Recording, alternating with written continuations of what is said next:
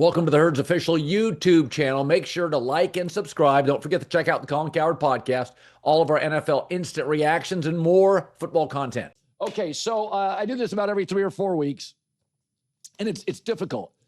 I think there's one great team in the NFL, and then I think there's another team that's really, really good, but it's time for my Super Bowl bubble. And like a couple of these teams right now have got to get better at things, but I always put about 6 or 7 teams in. I do think Philadelphia will right the ship, at least with their running game. And I do think Bo Nix, as the season progresses, will get more consistent. But right now, my Super Bowl bubble, the teams I think could end up in a Super Bowl. I don't know if they can win it. I think they can end up there. Kansas City, Tampa, Philadelphia, Detroit, Seattle, Green Bay, and Denver. I'm not saying Bo Nix is going to hoist a trophy. I think those teams either have the coach, the roster, the defensive front, the O-line. And then I would put the Colts, the Rams, San Francisco, and the Bills. Now, in 3 to 4 weeks, when Hampton's back and Joe Alter back for the Chargers, that's not their reality now. Right now, Chargers are missing both tackles and don't have a third-string running back. The Rams would maybe be in it, but they lost Puka Nacua, and they are very reliant on Puka Nacua in big downs. So San Francisco, I think they're going to get healthier offensively. They get Pearsall back and Ayuk back and Kittle. I think San Francisco, I don't know if they can hoist a trophy, but Brock Purdy's coming back, so I'm going to put them on the edges. I didn't put Pittsburgh yet. Listen, Pittsburgh's beating bad quarterbacks. The one really good team they played, they got routed. They got routed by Seattle at home. So Pittsburgh needs to win a couple more games. But in terms of Kansas City, I don't know what everybody else is watching.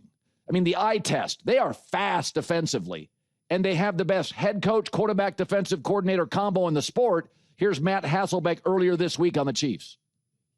If you're starting quarterbacks, one of the greatest quarterbacks to ever play the game ever, and then you've got the best offensive play caller designer in our era and Andy Reid, like literally, how are you going to, like, that gives me confidence as a player. That gives me confidence as a locker room. And as a defense, like you got Mahomes over here running like speed option, like he's Vince Young or something. Like you got to defend it all. You can tell that this is a team. There's no panic. There's no players only meetings there. You know, they're 3-3. The sky's not falling. You know, they're like, hey, we're going to go 1-0 this week. You know, we're probably like a game out. We're good. I will say Tampa's an interesting team because they're 5-1, but needed a last-second field goal to beat the Jets. And 4 of their 5 wins have come with within a field goal or less. Now, they're banged up. So they're going to get Chris Godwin back, Mike Evans back, Bucky Irving back. So I think you're not seeing the best of Tampa's personnel, and I still have them in the bubble. I think there's tremendous value on winning close games. And also something to remember, teams ebb and flow. The Chargers look great. Then they fell apart physically. Now they're not that good. I didn't put them in my top 10. Joe Alt returns at left tackle. Hampton returns. I think they're a top 10 team. San Francisco. I have Seattle in the Super Bowl bubble. That has been. Now you say, what about New England? I like what New England's doing, but they got whacked by Pittsburgh, and I don't have Pittsburgh here. So I think New England's one of those teams. I need more. I need more from New England. I need more from Pittsburgh. But if you're wondering where New England is, I think Patriot fans know this is a really cool spot to be in. But let's put about 4 or 5 more wins down. Drake May's still young, developing. And with Pittsburgh, again, they got absolutely routed, special teams mistakes at home against Seattle. So I know a lot of people are pointing to Denver and Bo Nix. I don't know. I think Bo Nix may not be a great deep ball thrower. But the Denver Broncos lead the NFL. They protect their quarterback better than anybody and get after yours better than anybody.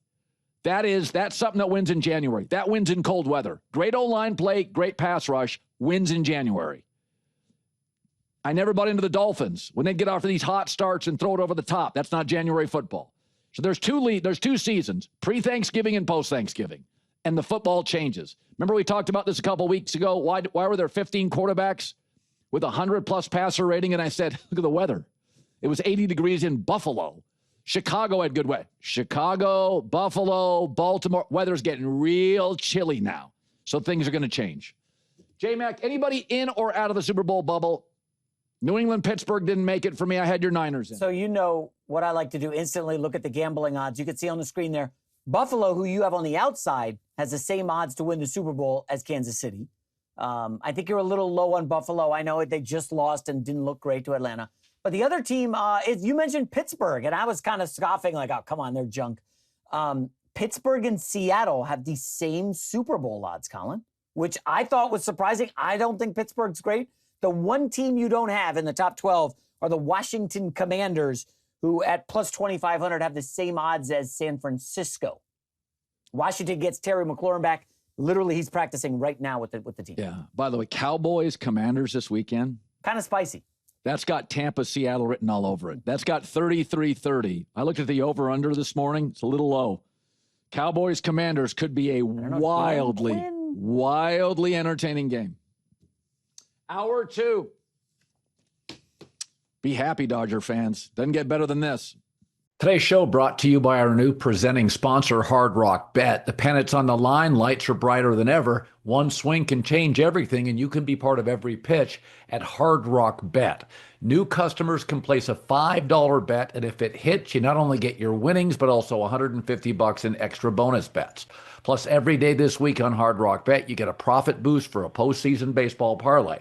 There's new promos every day. Boost your same-game parlay or same-game parlay max so your bet pays extra winnings. If you want to see what everybody else is betting on tonight, right, top picks or parlays across any sport, the Hard Rock Bet app literally shows you. It's another reason to download the app. Takes 90 seconds just for the info. Tap Discover, and you can see trending picks and parlays at any time. So download the Hard Rock Bet app. Make your first deposit. So, when I got into this business as a kid, and I'm talking about when I was like 7, 8, 9, 10 years old, the sportscasters that I was always attracted to as a kid were the ones that were like honest. Even at 8, 9, 10 years old, if my team played bad, it was okay for the local sports announcer to say, my team played bad. So I almost always defend people in my business that are critical of teams, even if they win, because a lot of local, there's some pom-pom waving and everything's sunny and rosy. So Troy Aikman apparently did not hand out flowers after the Bears and Caleb Williams just beat Washington. So here's what Ben Johnson said about a former Fox broadcaster's comments. It sounded like from that game the other night, a few people weren't particularly pleased with how we were winning right now. So I woke up this morning and, my kids were watching the second half before school. And so I heard some of the commentary. But listen, in this league, any way you can find a way to win is a big deal. Of course it is. But the Bears are 3-2, and they're a blocked kick and a fumble from being 1-4. And Caleb Williams, who I loved out of college, is a work in progress. Right now, he remains dead last in the NFL in expected completion percentage. What is that? That's when the game's over, people look at tape. Translation, he should be completing 72% of his throws. He's at 61.5. They're leaving a lot of completions on the floor.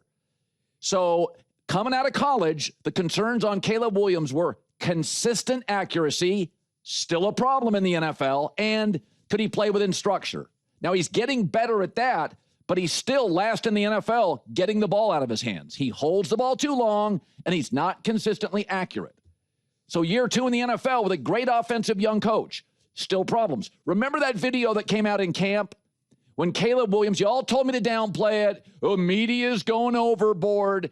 When he had that moment, he's thrown into a net, and he got so upset at himself because he badly missed a throw from 8 feet away.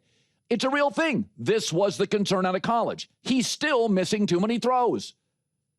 This is not subjective. It's objective. It's happening in front of you. All the data tells you this. So if an announcer is willing to say unpopular things, I'm here for it.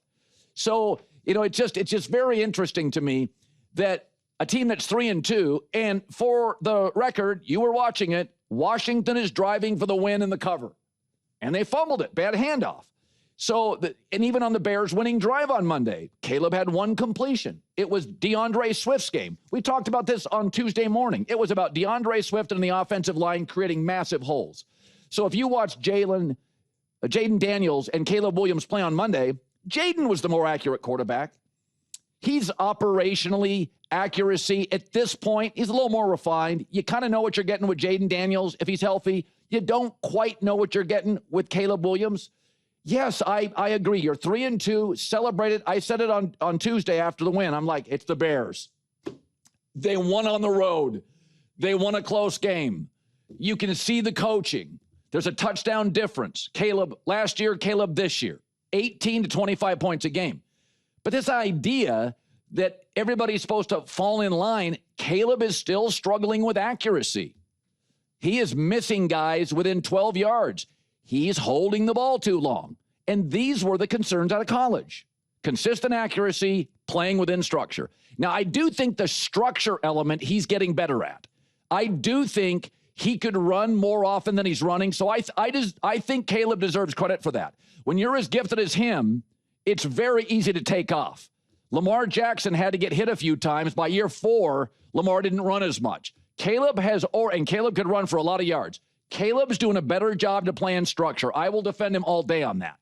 But the accuracy thing, they're leaving some completions out. They're there a lot. Little swing passes. So here's Ben on Ben Johnson about what he told Caleb on training camp and how he was going to coach him this year.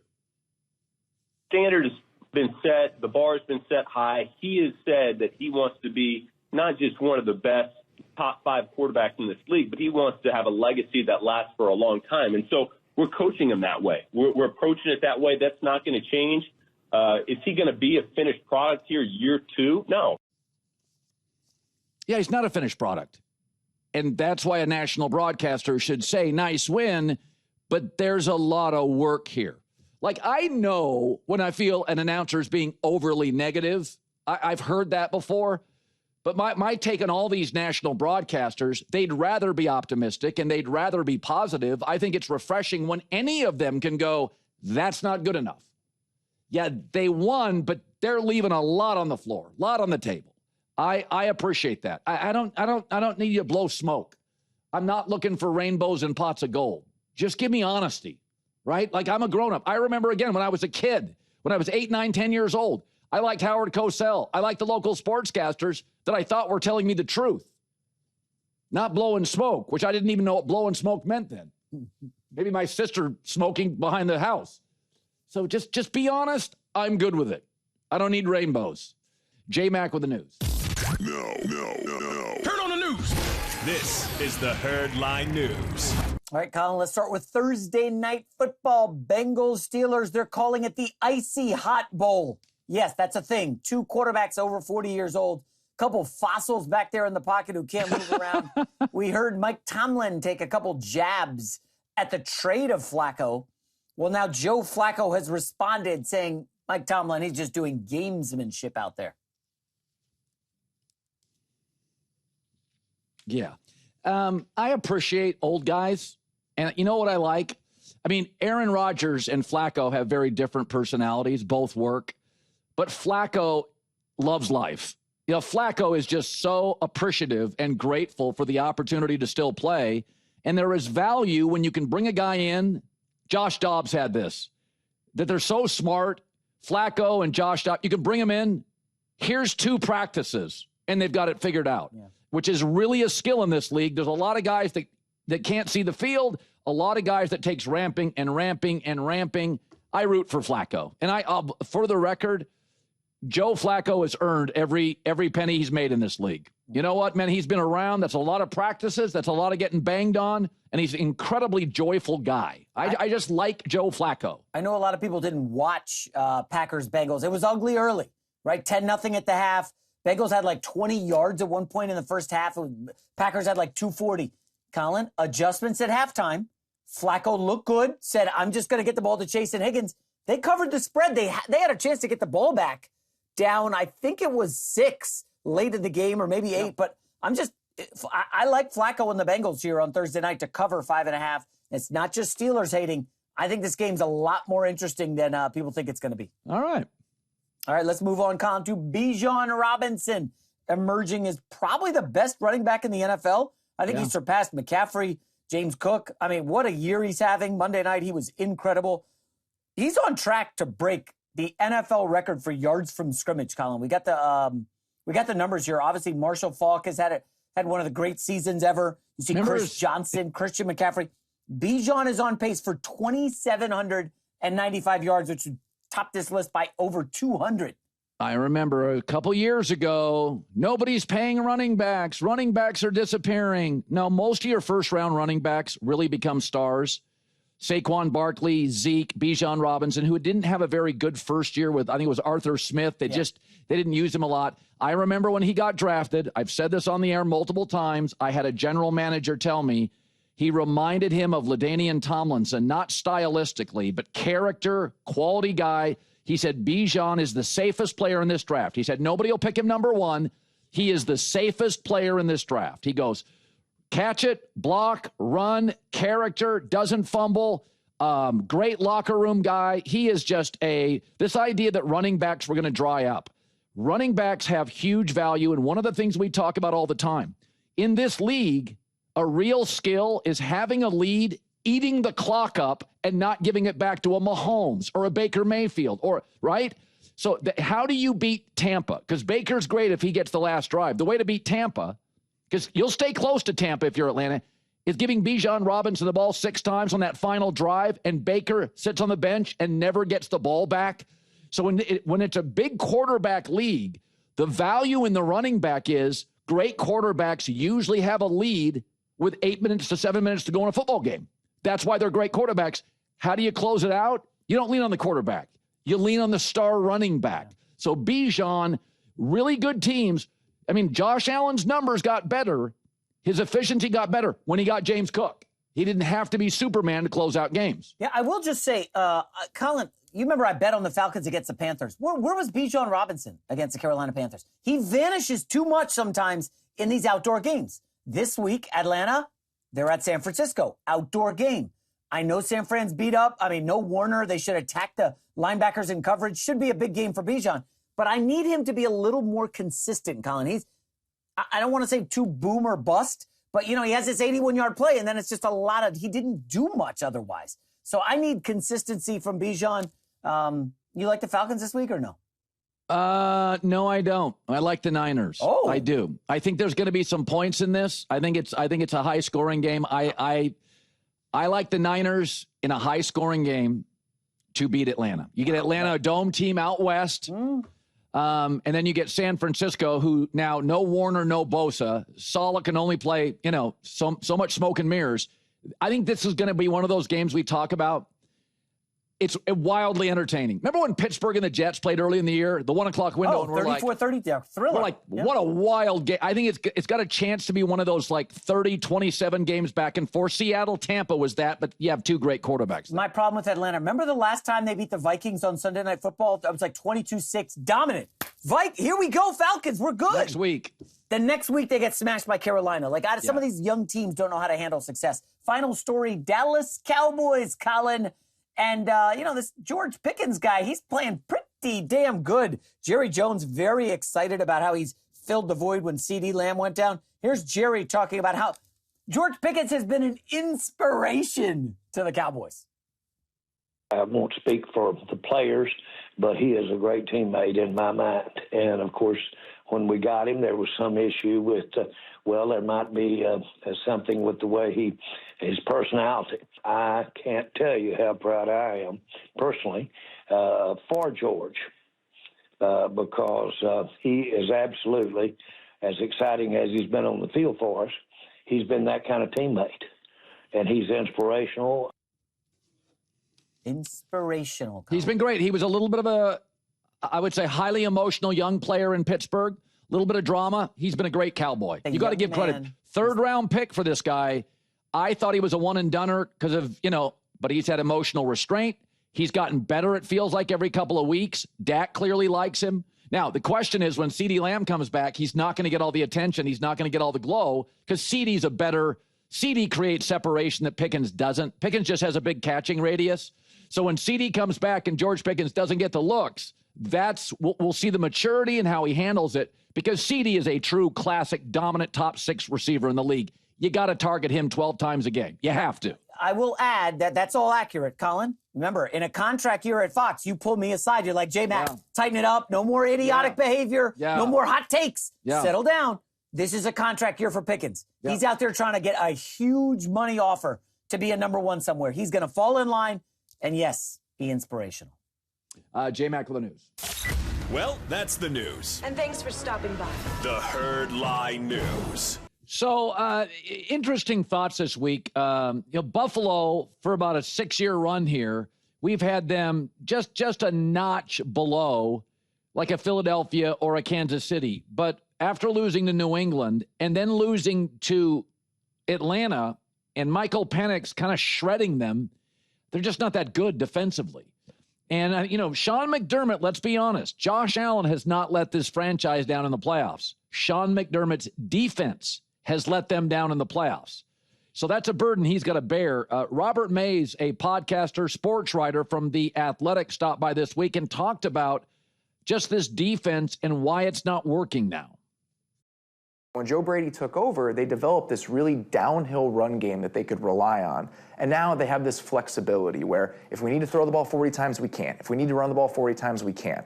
That evolution has not happened on defense. All they're doing now is they're tinkering within the same world in which they've always existed.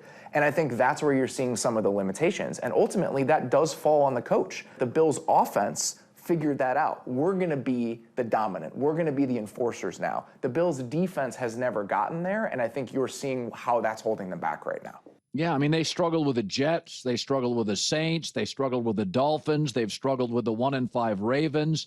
Their top 5 draft picks were all defense. Now, one of them is yet to play as a corner, Hairston, but they acquired Joey Bosa. They paid guys in the offseason, defensive players. So they drafted it, they acquired it, they paid it. It's still bad. They're allowing 5.8 yards per rush.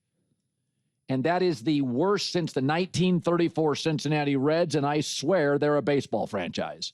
So it's bad. Like apparently Joe Nuxall wasn't a good tackler or something. It's just bad. And Nick Wright brought a very interesting point up about the McDermott-Josh Allen partnership. Every single coach-quarterback combo that has ever won at least one Super Bowl together won their first Super Bowl together within 5 years of being together. For McDermott and Allen, and by the way, Lamar and Harbaugh, this is year 8. No one else has taken this long to have it happen, and then it actually happened. So history tells us for either of those teams to get over the hump, they probably will need to at some point make a change. So, I mean, just think about that, is what Nick is saying, and it's factually true. If you're really an elite coach in those first 4 or 5 years, go back to Shula Marino, those are the Super Bowl years, because then they get older, they get beat up, they get expensive, you have limitations. In modern football, you got to make hay early. I mean, McVay got Goff to a Super Bowl early, and then he won it with Stafford. But they were winning a lot of games with Goff and McVay, and they got to a Super Bowl. So if you can't get to a Super Bowl, you can say, well, it's like Phil Mickelson. We know he wasn't Tiger. He could still win majors when Tiger was in his prime. He would have won more without Tiger, but he could still Sunday on the leaderboard finish on top. If you're going to be great, you got to do it in certain years. And, you know, it's not like net worth where people generally get rich late. When the quarterback's first 5 or 6 years, your ability to spot him, polish, refine, elevate, and surround him with elite talent. Now you're at a point where, well, he's very expensive.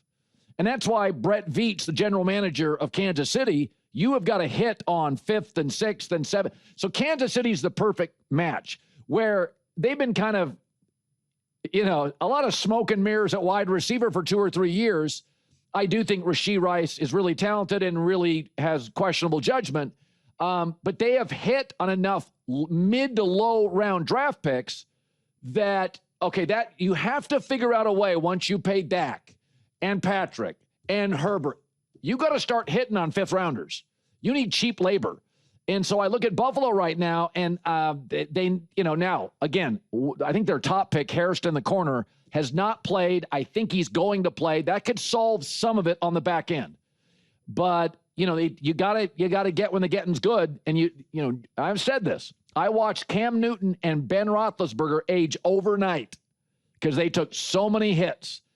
And you probably have 4 great years of Josh Allen, and then he'll be great beyond that, but he won't be quite the same. So, other big story today, it's pretty significant. The rumors are out that Penn State, and they got a lot of money. Penn State's spending $700 million on a stadium upgrade, $45 million to get rid of the guy behind me, James Franklin. Rumors are they want Marcus Freeman, and they probably have to spend $100 million on a 6-year deal for he and the staff. They've clearly got no issues financially. And my take is, Notre Dame's a special place. It's not that special. You better pay Marcus Freeman. Because I can remember a lot of misses after Lou Holtz. We can all remember the misses.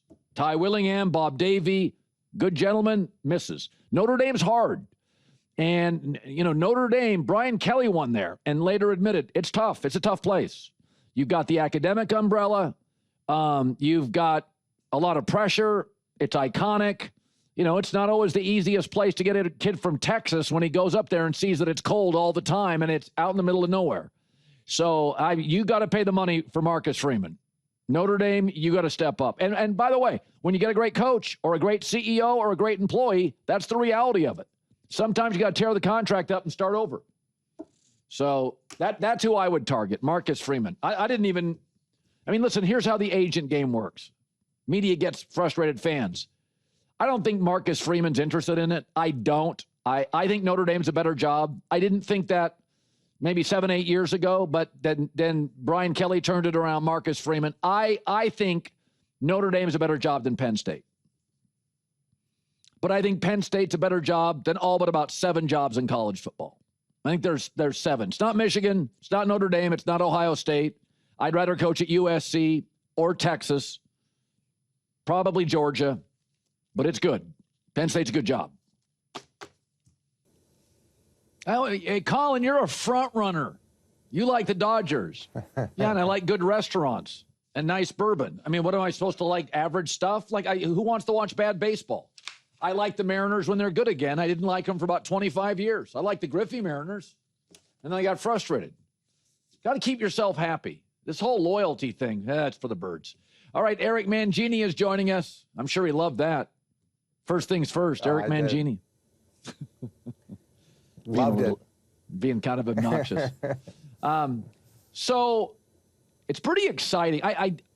It's pretty exciting when you watch something like Drake May happen, and you're like, wow, they've got their guy. Do you think Mike Vrabel is even a little surprised? Like end of last year, Drake, to 6 games, Drake. Eric, he looks really good. He's got 1 awful pick this year. You think Vrabel's even surprised a little? Yeah, I'm really surprised. When you and I have talked about him in the past, I thought he looked a lot like Sam Darnold coming out of college. And Sam Darnold, it took a lot of time, and now he seems in the last year and a half becoming the quarterback that people thought he would be. But that's who I saw in the first year.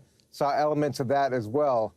The biggest benefit to me is Josh McDaniels and the combination of Josh McDaniels and Mike Vrabel. Josh does a great job of creating an offense that a quarterback can be successful in, and he's done a great job with young quarterbacks historically. Remember, he brought Mac Jones to the Pro Bowl when they were together, and Mac was first there. So the progress that he's made is substantial, and I think he's got a chance to continue with it just based off of that combination of him, Josh, and Braves. Speaking of young quarterbacks, I said this about Caleb.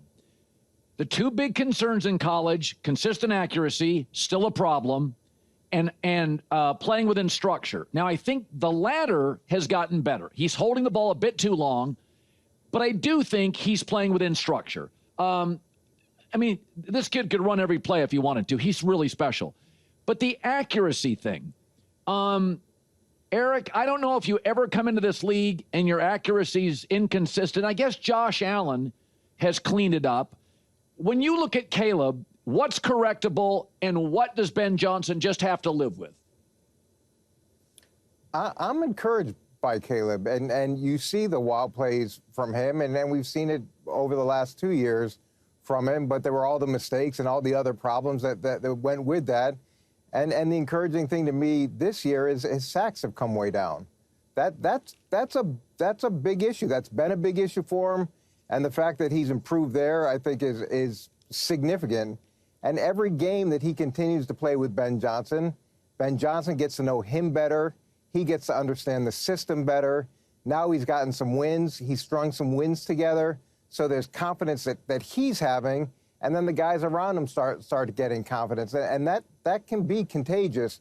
So it's not perfect, but it's a lot better, and it's encouraging. And he's going to be graded at a pretty significant curve because of where he came in. But to me, if I'm a Chicago Bears fan, I think there's a lot to be happy about. So I tend to watch, and I've done this for years. Sometimes maybe I'm generalizing, but I do watch body language, and I do watch coaches, and I do watch quarterbacks. And I remember Jay Cutler early in his career. I'm like, I don't like his body language. He'd pout on the sidelines. I didn't like Kyler Murray, and I like Kyler. I don't like his body language. I've been critical of Aaron when he was a Packer in his prime, and I kind of look at Sean Payton. And I thought last week in London, he got frustrated with Bo Nix a couple of times. And I think between Mims, Cortland Sutton, and Franklin, Evan Ingram, Eric, those are good players. Those are guys that can beat you and separate down the field. You could have a really nice, rangy, deep game. And Bo's not good at it right now. He struggles in the deep ball, like missing badly. And I kind of watched Sean and I thought, Sean, this is now, okay, kid, you've had 20 starts. What do you do when you realize your quarterback may have a hole and you can't necessarily fix it? Yeah, it's hard when you're in that situation, and it's hard when you're Sean Payton. Think about all those years that he lived with Drew Brees and all the things that Drew Brees could do, and it wasn't just what he could do athletically, but it's what Sean was able to do with the offense creatively, whether it was shifts, motions, multiple personnel groups. They put so much pressure on you as an offense because of what the two could do combined. So now Sean wants to be able to do all those same things offensively, but he's got a guy that has limitation, and it's not just the physical limitations, but it's an experience limitation. And unfortunately, he's going to have to continue to be patient with it, and they're going to have a consistent running game. Against the Jets, they couldn't run the ball very well. No. They had an offensive lineman. Their guard was subbing in, and he was actually hurt during the game. He's now on IR. So there were problems on the offensive line. There were multiple penalties. That hurt him as well. The luxury they have in Denver is they're getting saved by the defense, so Knicks can continue to struggle because the defense keeps saving them. I just don't know at what point Sean's gonna need more out of his quarterback before he just gives up on Bo. But he's not there. And the other thing you hear from Sean all the time is cut it loose. What do you tell Bo Nix? Move on to the next play. Cut it loose. Cut it loose. And it just doesn't seem like he's comfortable enough taking some shots. Yeah. The Buffalo Bills, Nick Wright, who, occasionally will throw out a gem. So Nick said, he went and looked it up, that you got to win with your star quarterback. If you don't get to Super Bowls and start winning them, when you get that star quarterback, like, Brady in New England or Mahomes or whoever the quarterback is, Big Ben, Mike Tomlin, very early got him to a Super Bowl. If you don't do it in the first 5 years, it's not going to happen. Statistically, history of the league. They get expensive. They get beat up. You have to make sacrifices now with a hard cap. Like, you gotta make when the making's good. And the truth is, I can think that Sean McDermott is very organized, and also think in a world of Harbaugh and Reed and Sean Payton and the AFC, Shane Steichen now, that defense has let Buffalo down in these big games. And now it's a mess. They cannot stop the run. Can't.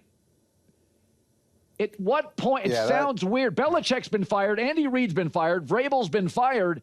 Are we getting to a point here as the GM, you got to say, guys, we're going backwards. We may need to change at the top.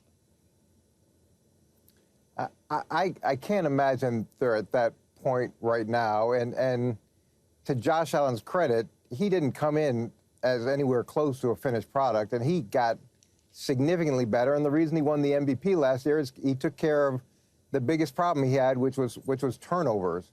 And now this year, those turnovers are starting to creep back up. And last game, you could look at the 2 picks, and the 1 pick didn't lead to points. You know, in the first half, and the second pick, they were down by 10. You know, they would have had to have an onside kick. But it's still a turnover, and it's still something that he had pretty much eliminated last season. But I would imagine if you're Josh Allen, you feel like you got to be Superman when Bijan Robinson's running for 170 yards.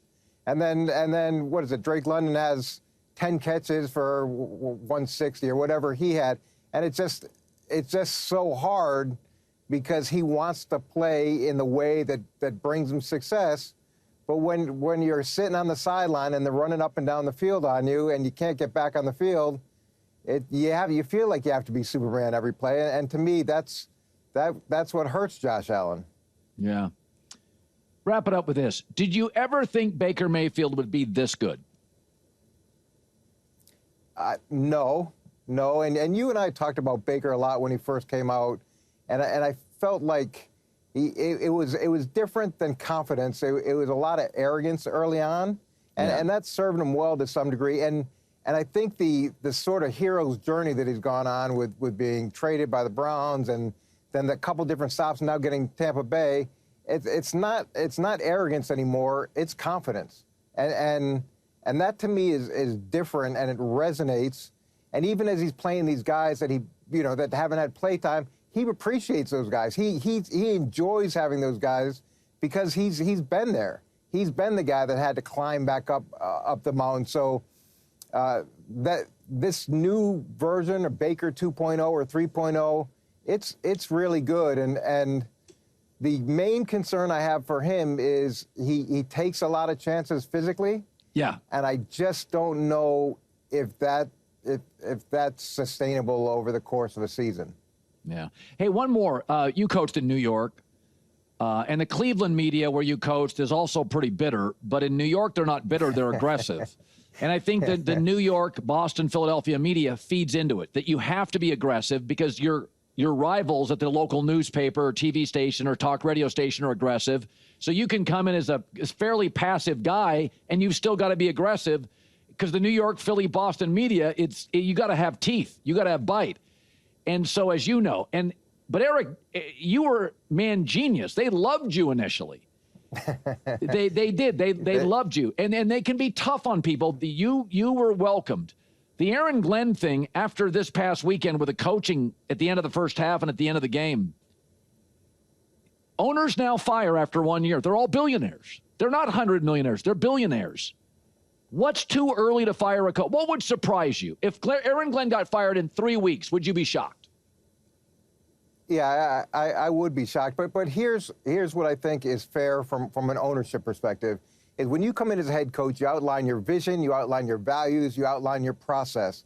And as the season unfolds, it may not go the way that you want it to, but if you can show to ownership how the vision is, you're moving towards that, how you're reinforcing the values you said their team was going to have, and how your process is making some sort of progress, then ownership can take a look at that and say, okay, we'll be patient. But part of being a head coach, and especially a young head coach, is there needs to be some humbleness, too. You can believe wholeheartedly in what you're doing, but you need to have a little bit of humbleness to know that you don't know everything. And then you also need to have the strength of character as to when you make a mistake to say, okay, I'm going to change this. I'm not just going to stick with this because it's a decision I made. And that's the line that you walk as a new head coach, and especially a new head coach that's not having success. And then you have the game like you had last week, where there's historic, numbers that aren't very good. Woody is patient to a point. I wouldn't put him on the high patience scale, but you better be able to show something positive based off of what you brought in. Yeah. The Jets, they argued to the media, hey, we gave Saleh years. I always have this theory that if you've got a really smart guy in the building, like Mike Vrabel, you don't let him go. It's like at a company. Like I thought Robert Saleh was too good of a defensive coach to fire him. And if you're going to do it, man, you better have somebody ready, not an interim guy. I just, when I watched that game against Denver, it was a little malpractice there. Some of that coaching did not make any sense to me at all. Yeah, and look, if you have a game like that, you can't go up and sit in front of the media and lecture them and tell them they know better when they ask you a question. They're not going to stand for that. They've been watching a lot of football for a lot of years, and Yeah. they're really knowledgeable. So if you're going to start lecturing from your podium after getting a beatdown, you better be ready for the repercussions. Eric Mangini, first things first, he'll be fighting off Nick Wright. The only downside of the Chiefs winning is, those shows get, Chiefs-centric? Yeah, no, it's not. I'm fine with it being a lot of Chiefs. I just don't want, Nick out there using the hammer, whack-a-mole on all his panelists there. He can be kind of tough on you guys, so, Yeah, they win one game after having 13 penalties against Jacksonville, and they're going to the Super Bowl, according to Nick. Exactly. Nick. All right. Great seeing you, Coach. We'll see you, Colin.